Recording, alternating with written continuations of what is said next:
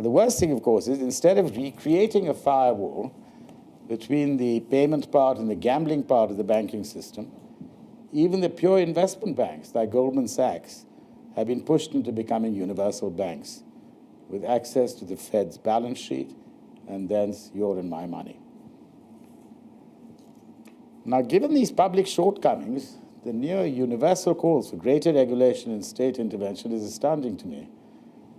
It was public agents, not private ones, who reacted rationally to the implicit or explicit rules of the game which were promoted by the authorities.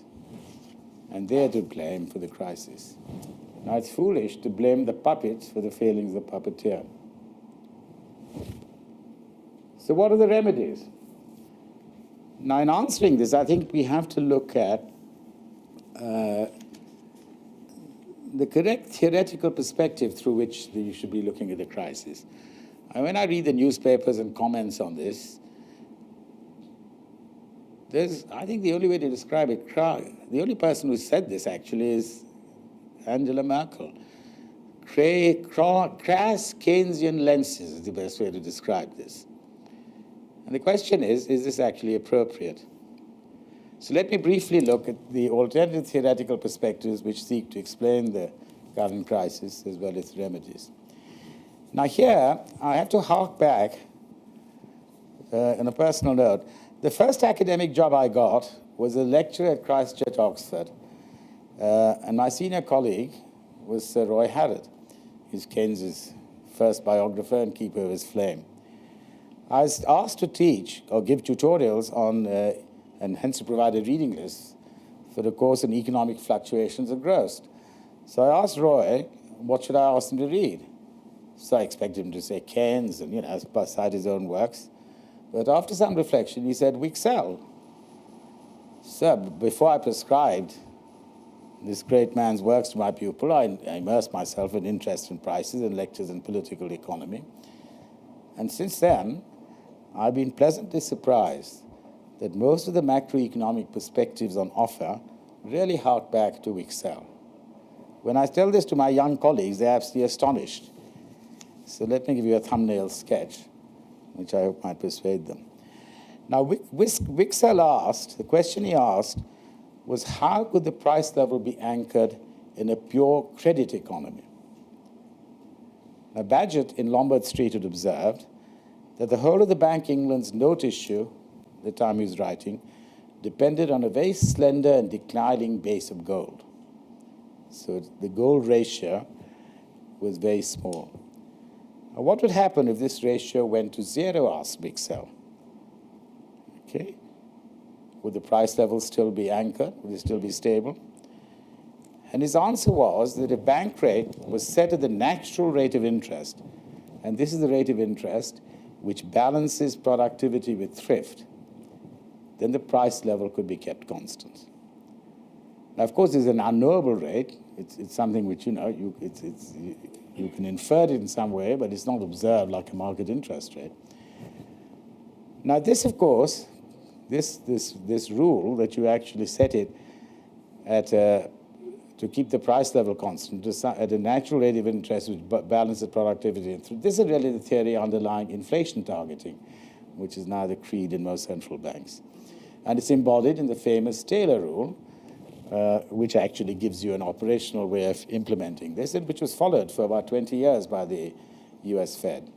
And John Taylor, of course, has complained, he's written a short book on this, that it is a failure of Greenspan to follow this rule, which the Fed previously had done, which led to the credit bubble after the dot-com boom.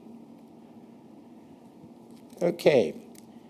Now, the reasons why this rule failed, the Taylor rule or this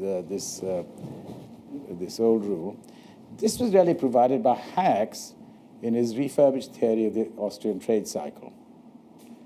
Now, Hayek also was influenced by Wicksell, but he saw the divergence between the Wickellian natural and the market rate of interest, which we actually observe.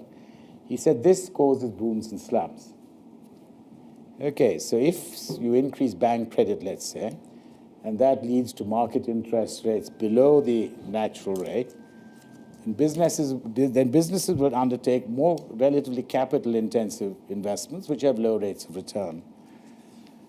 Okay, there will also be, and they'll lead to an unsustainable boom, where more projects will be undertaken than can be completed, and this will lead to resource scarcity, which will end the boom.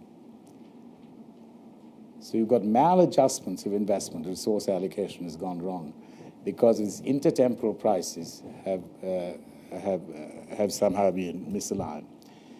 Then we have a financial crash, which will lead to the liquidation of these maladjustments, which will then be followed, maybe after a long period, by an economic recovery with resources being reallocated in line with intertemporal consumer preferences and resource availabilities.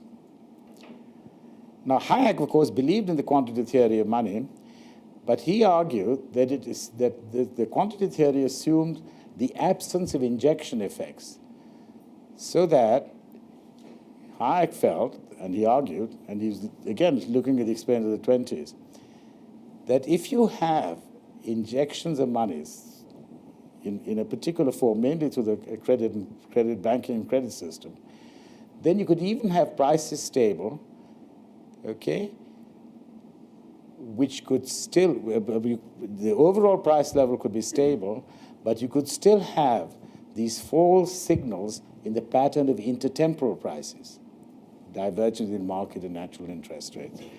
And that would lead to maladjusted investments. So this is exactly how you can explain the recent US housing boom. Prices were stable, okay, and that's what the Fed was watching.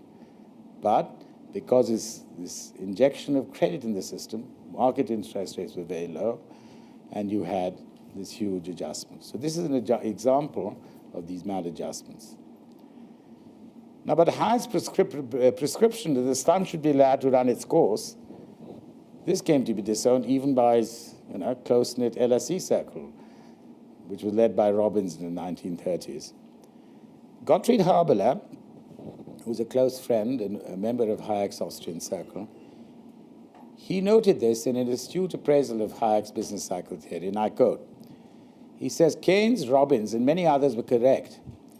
If a cyclical decline has been allowed to degenerate into a severe slump with mass unemployment, falling prices, and deflationary expectations, government deficit spending to inject money directly into the income stream is necessary. Moreover, Hayek himself has changed his mind on this point. Now, though Keynes's general theory, unlike Hayek's, provides no explanation for the boom preceding the slump, he was still right in emphasizing effective demand, and particularly effective demand failures in the face of a financial crash, and the need for deficit spending. Now, though not as many as advocated many current Keynesians through counter-cyclical public works. So he wrote in 1942, I quote, organized public works at home and abroad may be the right cure for a chronic tendency to a deficiency of effective demand. This is because he denied Say's law, which most of us do not. But he said, but they are not capable of sufficiently rapid organization, and above all, cannot be reversed or undone at a later date, to be the most serviceable instrument for the prevention of the trade cycle. Now, this, of course, is exactly the point which has been reinforced by the US Congressional Budget Office in their assessment of the planned Obama infrastructure spending. Next, we come to Friedman. Now, Friedman, unlike Hayek, was also you can put him into Wicksell, but he, in fact, was much closer to Wicksell because he concentrated on the effects of the divergence between the natural and market rate of interest on the general price level, which, if you remember, is what Wicksell has started off with. Whereas Hayek's theory is about misalignment of relative prices, because it's the intertemporal pricing which goes wrong. Now,